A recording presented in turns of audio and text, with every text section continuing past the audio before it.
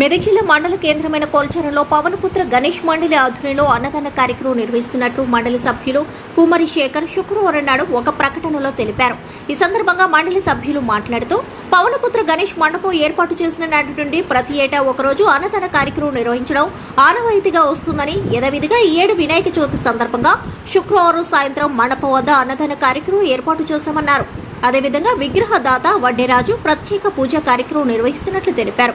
కాగా గత 4 పర్యాయాలుగా క్రమం తప్పకుండా మొక్కుబడిగా తమకు వినాయక విగ్రహం దానం చేస్తున్న వడ్డేరాజుకు కృతజ్ఞతలు తెలిపారు.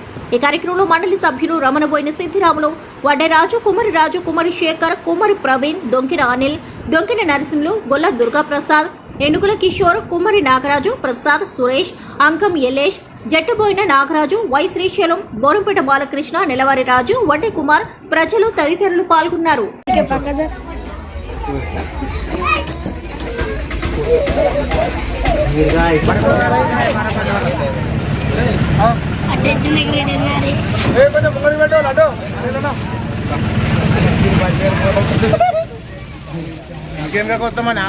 తెస్తున్నావు